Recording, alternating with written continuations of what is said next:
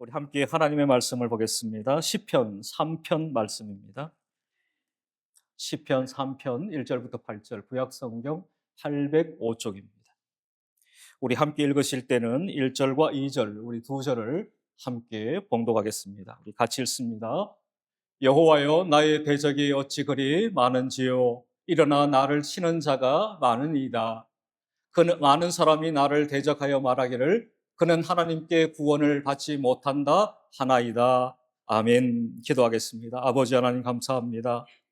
하나님께서 우리를 사랑해 주셔서 감사하고 또한 우리의 사랑이 하나님을 향한 사랑의 고백이 영원히 변치 않도록 하나님 인도하여 주옵소서. 오늘도 하나님의 말씀 앞에 섰습니다. 하나님 우리 모두에게 말씀하여 주옵소서. 이 말씀이 우리를 살리는 말씀이 되게 하여 주옵소서. 예수님의 이름으로 기도합니다. 아멘. 우리 좌우에 계신 분들과 한 번 더 인사할까요? 큰 은혜 받읍시다. 그렇게 한번 인사합시다. 인사는 많이 하면 좋습니다.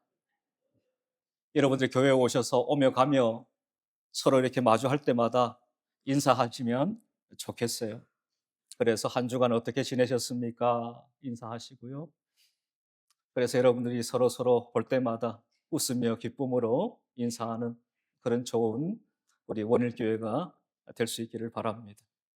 지금도 잘하고 계시지만 더 잘하자 하는 의미에서 제가 말씀을 드린 것입니다.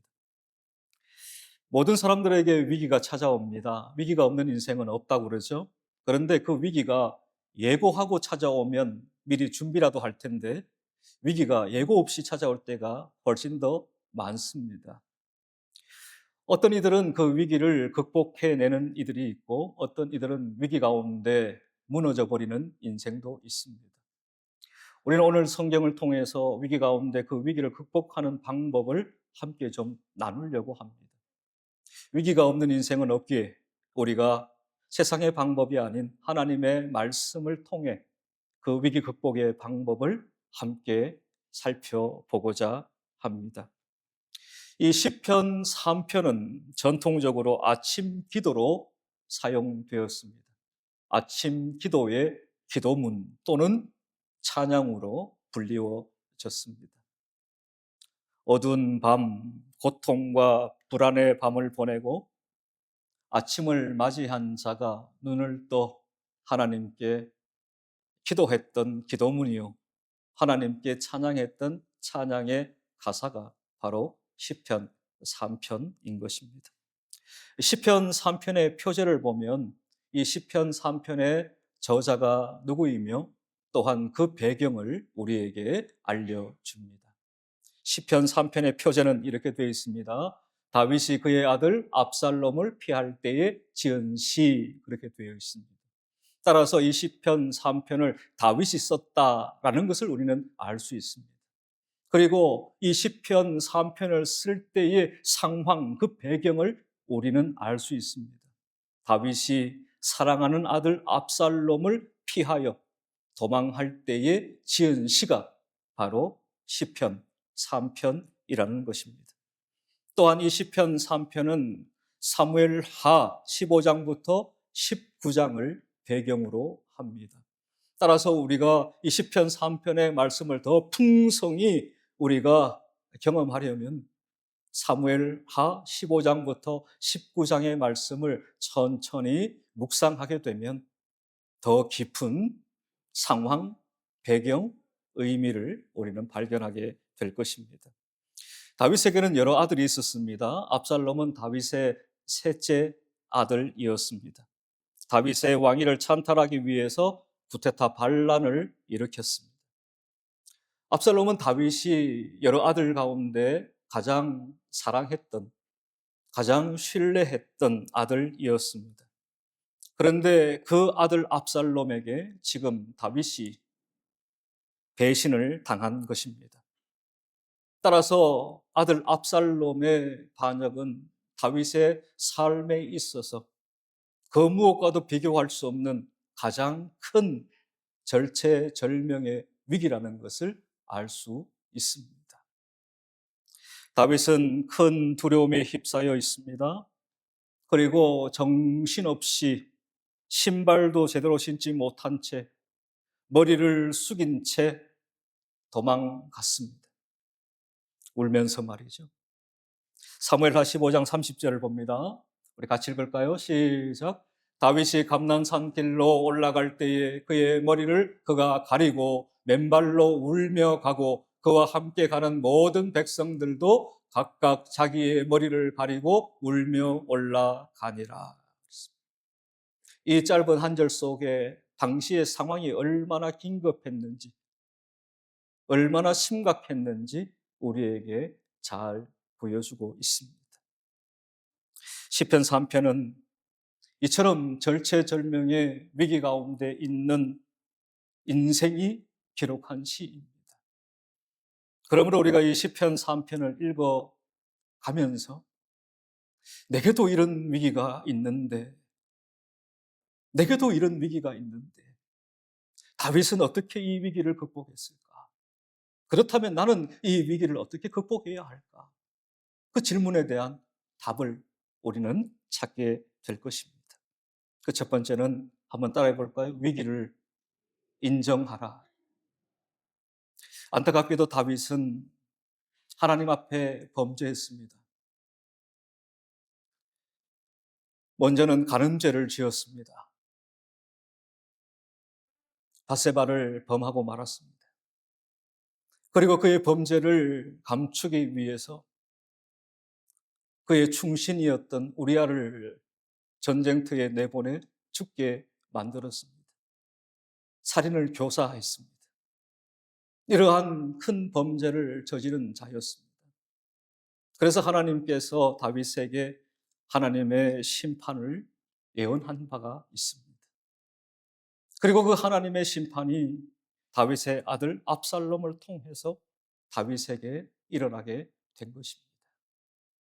그러므로 다윗은 왜 압살롬이 자신을 반역했으며 왜 자신이 머리를 가린 채 울며 맨발로 도망갈 수밖에 없는지를 알고 있었습니다. 이것은 단순히 압살롬의 반역이 아니라 내가 하나님께 범죄한 결과로 하나님께서 내게 내린 하나님의 심판이라는 사실을 다윗은 인정했습니다. 왜냐하면 모든 벌어지는 상황이 인간이 할 수 없는 일들이에요. 한순간에 어떻게 많은 사람들이 다윗을 등지고 다윗을 대신할 수 있단 말입니까? 그러나 오늘 성경을 보게 되면 일어날 수 없는 그 일이 지금 현실로 일어난 것입니다. 따라서 다윗은 이것을 보면서 이것은 인간이 한 일이 아니라 누가요? 하나님이 하신 일이다. 내가 하나님께 범죄한 결과 하나님께서 압살롬을 들어서 나를 심판하시는 것이다 라는 것을 다윗은 인정했습니다. 지금의 내 모든 상황을 인정하고 또한 하나님 앞에 탄식합니다. 1절로 갑니다. 여호와여 나의 대적이 어찌 그리 많은지요 일어나 나를 치는 자가 많으니이다. 이렇게 말씀해요. 내게 보면 나의 대적이 너무 많습니다. 나를 치는 자가 많습니다. 그렇게 다윗이 탄식합니다. 한때는 누구보다 다윗을 추종하며 다윗에게 충성을 맹세했던 자들입니다. 그러한 자들이 이제는 다윗에게서 돌아선 거예요. 다윗의 대적이 되고 말았습니다. 다윗을 치는 자가 되고 말았습니다. 그것도 한둘이 아니에요. 많다라고 표현합니다. 이런 다윗이 처한 상황이 매우 심각하다라는 것을 잘 보여줍니다. 다윗은 다시 말씀드립니다. 이것이 자신이 하나님께 범죄한 결과라는 사실을 그는 인정했습니다. 그리고 더 이상 자신의 자존심을 내세우지 않고 하나님 앞에 솔직하게 인정하며 하나님 앞에 자신의 삶을 그대로 여과 없이 드러내 탄식하고 있는 것입니다. 시편 51편 17절입니다. 시편 51편은 다윗의 회개시라고 불리는 시입니다. 17절 우리 같이 읽겠습니다. 시작. 하나님께서 구하시는 제사는 상한 심령이라 하나님이여 상하고 통회하는 마음을 주께서 멸시하지 아니하시리이다. 다윗은 지금 하나님 앞에 탄식합니다. 다윗은 지금 하나님 앞에 자신의 상한 심령을 내어놓고 있는 것입니다. 찬송가 214장 나 주의 도움 받고라는 제목의 찬송이 있습니다. 그 찬송의 후렴 가사는 이렇습니다. 내 모습 이대로 주 받아 주소서. 날 위해 돌아가신 주 날 받아 주소서. 위기의 상황 가운데 놓인 우리가 할 수 있는 것은 하나님 앞에 내 모습 이대로예요. 하나님, 내가 처한 상황이 이렇습니다. 하나님, 내가 이러한 위기의 상황 가운데 놓여 있습니다. 솔직하게 하나님 앞에 그 위기의 상황을 인정하는 것입니다. 대적들은 또한 도망치는 다윗을 보면서 다윗을 조롱하고 또한 조소합니다. 하나님의 도움을 얻지 못한다라고 말이죠. 오늘 2절을 봅니다. 많은 사람들이 나를 대적하여 말하기를 그는 하나님께 구원을 받지 못한다 하나이다 라고 했습니다. 대적들은 다윗을 향하여 하나님께 버림을 받았다라고 조롱합니다. 저주합니다. 그런데 다윗은 거기에 대해서 어떠한 반응도 보일 수가 없습니다. 왜? 앞서 제가 말씀드린 것처럼 이것이 나의 범죄로 말미암은 하나님의 심판의 결과이기 때문임을 인정했기 때문입니다. 그러면서 다윗은 철저하게 하나님 앞에 탄식하고 있는 것입니다. 우리도 다윗처럼 전혀 희망이 보이지 않는 절체절명의 위기 상황을 경험할 수 있습니다. 그때 가장 먼저 우리가 해야 될 것은 내가 처한 위기 상황을 하나님 앞에 솔직하게 인정하며 탄식하는 것입니다. 개인과 가정과 교회와 이 국가와 이 민족의 위기를 우리는 하나님 앞에 인정해야만 합니다. 이것이 위기를 돌파하는 단초가 되는 것입니다. 다윗은 자신이 처한 위기 상황을 인정하고 그 다음 단계로 나아갑니다. 다윗은 그저 탄식의 자리에 머물러 있지 않습니다. 탄식의 자리에서 이제는 기도의 자리로 나아갑니다. 우리 한번 따라해 볼까요? 기도의 자리로 나아가라. 위기의 상황을 인정했다면 그 다음 단계는 이 위기를 부둥켜 안고 해결자 되시는 하나님께 기도함으로 나아가는 것입니다. 하나님께 시선을 돌리는 거죠. 또한 기도의 자리에 나아가 하나님 앞에 기도의 무릎을 꿇는 것입니다. 다윗은 기도의 대상인 하나님을 확신했습니다. 우리의 기도의 대상은 누군가요? 여러분은 누구께 기도하십니까? 누구의 이름으로 기도하십니까? 할렐루야. 기도하는 자리에서 기도의 대상이 불분명한 분들이 있어요. 그러나 중요한 것은 내가 지금 누구를 향하여 기도하고 있느냐, 내 기도의 대상이 분명해야 합니다. 다윗은 기도의 자리에서 내가 지금 누구에게 기도하고 있는지, 내 기도의 대상이 누구인지를 분명히 확신하고 있습니다. 3절로 갑니다. 우리 한글 성경에는 그러나라는 번역이 좀 빠져 있어요. 원어에는 그러나가 들어가 있습니다. 그러나 이렇게 시작합니다. 여호와여 주는 나의 방패시요 나의 영광이시요 나의 머리를 드시는 자이시니이다. 매우 분명하지 않습니까? 주는 나의 방패입니다 라고 고백하고 있습니다. 다윗은 전쟁터에서 잔뼈가 굵은 군인입니다. 방패의 용도가 어떠한 것인지 누구보다 잘 알고 있습니다. 여기에 나오는 방패는 자신을 어라운드 둘러싸고 있는 방패를 이야기를 하고 있습니다. 앞에서 오는 적들만 막아주는 방패가 아니에요. 다윗이 고백하는 방패는 어라운드예요. 둘러싸고 있는 거예요. 적들로부터. 하나님께서 다윗의 보호자가 되신다라는 것입니다. 다윗을 보호하시는 하나님은 다윗을 완전하게 완벽하게 보호하신다라는 것을 다윗은 지금 확신하고 있는 것입니다. 내 주변에 수없이 많은 대적들이 나를 둘러싸고 있지만 하나님은 나의 방패다라고 다윗은 확신하고 있는 것입니다.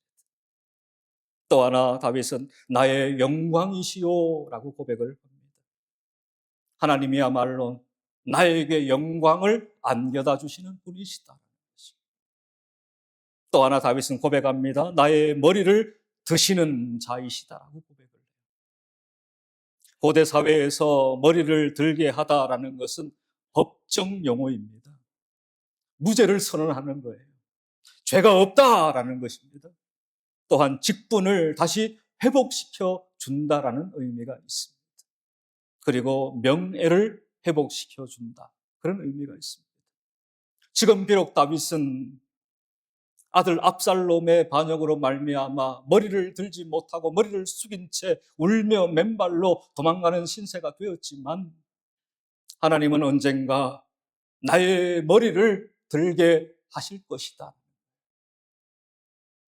무죄를 선언해 주시고 나의 직분, 나의 왕으로서의 직분을 다시금 회복시켜 주실 것이고 실추된 나의 명예를 하나님은 다시금 세워주실 것이다. 그러한 확신을 지금 다윗은 갖고 있는 것입니다. 삼중으로 비유하면서 강조합니다. 내 기도의 대상인 하나님은 나의 방패, 나의 영광, 나의 머리를 드시는 분, 그분이 바로 나의 기도의 대상이다. 우리가 기도의 자리에 설 때마다 잊지 말고 나는 지금 누구에게 기도하고 있는가? 내 기도를 지금 누가 들으시고 계신가? 이것을 꼭 기억할 수 있기를 주님의 이름으로 축복합니다. 또 하나 다윗은 기도의 응답을 확신합니다. 4절로 갑니다. 우리 4절 말씀 같이 읽습니다. 시작. 내가 나의 목소리로 여호와께 부르짖으니 그의 성산에서 응답하시는 도다. 아멘. 하나님께 나의 목소리로 부르짖어 기도할 때 하나님께서 주의 성산에서 내게 응답하신다라고 고백합니다. 성도의 기도는 금대접에 담겨 하늘 보좌에 올라갑니다. 이 계시록의 말씀이에요. 그러므로 성도의 기도는 하찮은 게 아니에요.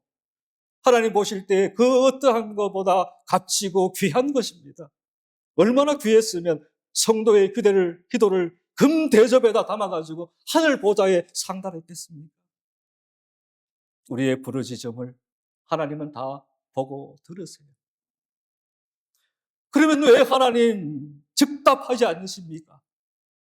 왜 하나님 즉시 내 기도에 응답하지 않으십니까? 라고 반문할 수 있을지 몰라요. 그러나 기도의 응답은 하나님께 있는 것이요. 하나님의 때에 하나님은 가장 좋은 것으로 우리에게 응답하심을 우리가 믿습니다. 당장은 그게 이해가 안 될 때가 있어요. 그러나 시간이 지나고 나서 돌이켜보면 나의 때보다 내가 원했던 것보다 하나님의 때에 하나님께서 더 좋은 것으로 주셨구나 라고 고백하게 됩니다. 여기에 성산이라는 표현이 나오죠. 거룩한 산이라는 말입니다. 하나님의 성전이 위치했던 시온산을 가리키는 것입니다. 따라서 다윗에게 성산은 하나님의 임재가 있는 곳입니다. 하나님이 살아계시며 하나님이 역사하시며 하나님이 나와 함께 하시며 하나님이 내 기도를 들으시며 하나님은 내 기도에 응답하시는 분이시다라는 확신을 다윗은 갖고 있습니다.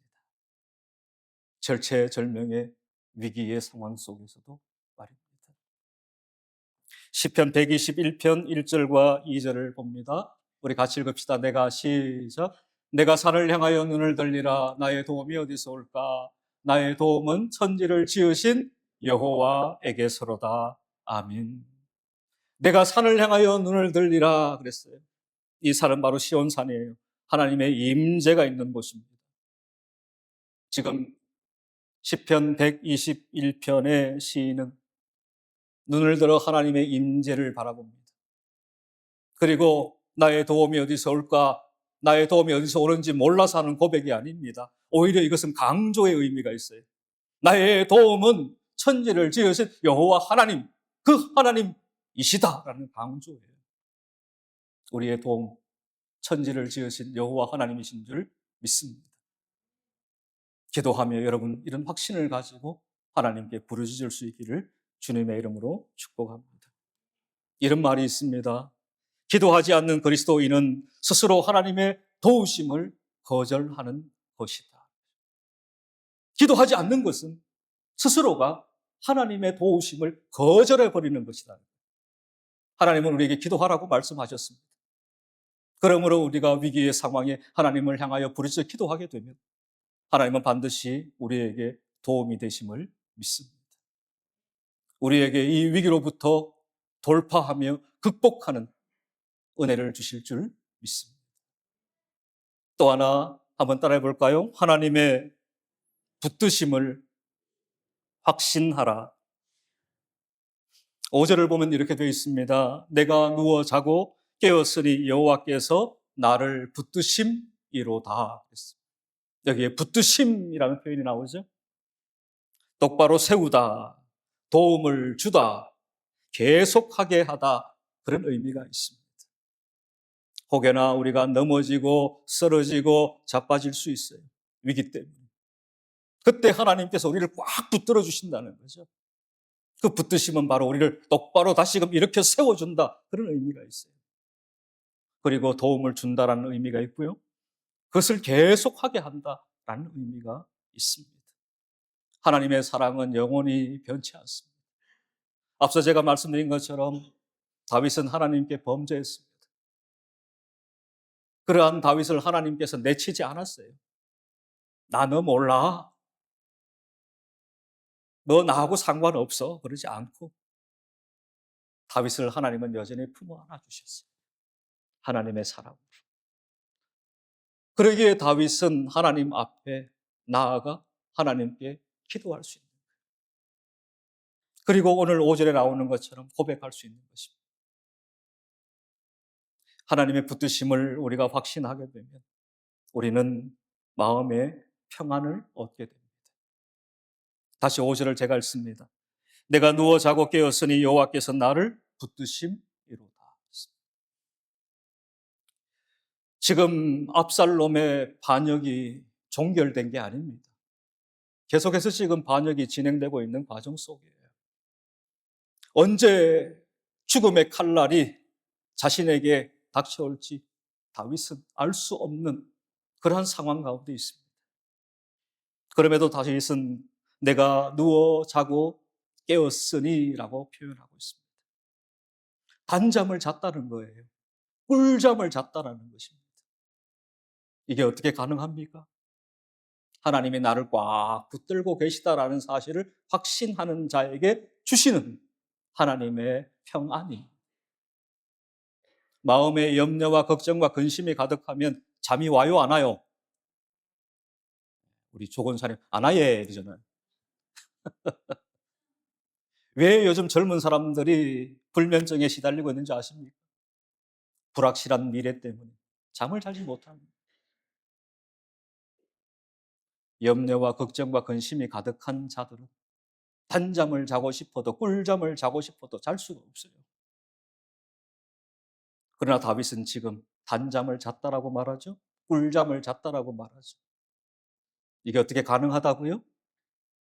하나님이 누구를 꽉 붙잡고 있어요? 다윗을 꽉 붙잡고. 그러니까 다윗의 마음에 평안이, 평강이 찾아오는 거예요. 동요 중에 기찻길이라는 제목의 동요가 있습니다. 윤석중 님이 작사했고 윤극영 님이 작곡한 기찻길 옆이라는 동요가 있어요. 가사가 이렇습니다. 기찻길 옆 오막살이 아기아기 잘도 잔다. 칙폭, 칙칙폭폭, 칙칙폭폭, 칙칙폭폭. 기차 소리 요란해도 아기아기 잘도 잔다. 기차 소리가 요란한데 아기가 잘도 잔대요. 왜요? 아기가 지금 누구 품에 안겨 있어요? 엄마 품에 이렇게. 마찬가지로 세상이 요란해요. 우리 가운데 위기가 끊임없이 찾아와요. 그런데 아기 잘도 잔다. 이것이 가능한 건 하나님이 우리를 어떻게 해요? 붙잡고 계시기 때문에. 솔로몬이 쓴 시편 127편도 이렇게 말씀합니다. 그러므로 여호와께서 그의 사랑하시는 자에게는 잠을 주시는도다 그랬습니다. 잠은 평안을 상징하는 거예요. 잠은 평강을 상징하는 겁니다. 사랑하는 하나님의 자녀에게 하나님은 평안과 평강을 주시는 분입니다. 그 하나님이 주시는 평안과 평강을 우리 모두가 누릴 수 있기를 주님의 이름으로 축복합니다. 그리고 하나님의 붙드심을 확신하는 자에게 모든 두려움이 사라지게 됩니다. 6절로 갑니다. 천만인이 나를 애워싸 진친다 하여도 나는 두려워하지 아니하리이다. 천만 대군이 한꺼번에 몰려와 나를 죽이겠다라고 한다 할지라도 나 두려워하지 않는다.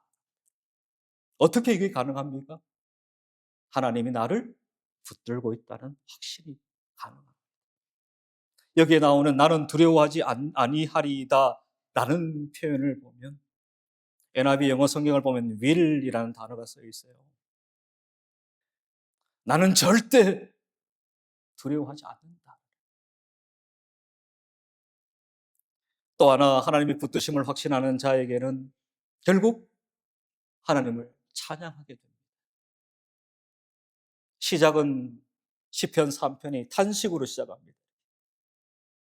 하나님, 내 대적이 너무 많아요. 하나님, 나를 치는 자가 너무 많아요. 그렇게 탄식으로 시작합니다. 그런데 이 시편 3편의 마지막은 찬양으로 끝납니다. 8절로 갑니다. 우리 같이 읽읍시다. 시작. 구원은 여호와께 있사오니 주의 복을 주의 백성에게 내리소서. 이게 다윗의 찬양입니다. 구원은 누구께 있다고요? 여호와께 있습니다. 주의 복을 주의 백성에게 내리소서. 하나님께서 친히 개입하셔서 모든 대적들을 진멸하시고 결국 압살롬의 반역을 수포로 돌아가게 하셨습니다. 사무엘하 18장을 보게 되면 마침내 압살롬이 죽음을 당하게 됩니다. 그리고 모든 반란은 종료되게 됩니다. 우리를 두려워 떨게 만들며 밤잠을 설치게 만드는 위기가 있을 겁니다. 그 위기를 다윗처럼 하나님 앞에 나아가 인정하고 또한 하나님께 기도함으로 하나님을 확신하며 하나님이 나를 꽉 붙잡고 있다는 사실을 우리가 믿을 수 있기를 바랍니다. 그렇다면 위기는 더 이상 위기가 아니라 우리에게 하나님의 은혜와 하나님의 능력을 경험하고 체험하는 기회가 될 줄로 믿습니다. 시편 37편 24절입니다. 우리 같이 읽읍시다. 시작. 그는 넘어지나 아주 엎드러지지 아니함은 여호와께서 그의 손으로 붙드심이로다. 아멘. 혹여나 넘어진 분들이 계십니까? 일어날 힘조차 없는 분들이 계십니까? 하나님이 함께 계십니다. 하나님이 우리를 붙잡고 계시고 하나님이 우리를 붙잡아 일으켜 세워주심을 믿습니다. 우리에게 닥친 위기를 인정합시다. 그리고 그 위기를 가지고 기도의 자리로 나아갑시다. 그리고 그 기도에 응답하실 하나님을 확신하시고 나를 붙들고 계시는 그 하나님을 더욱 확신하는 우리 모두가 되기를 주님의 이름으로 축복합니다. 기도하겠습니다.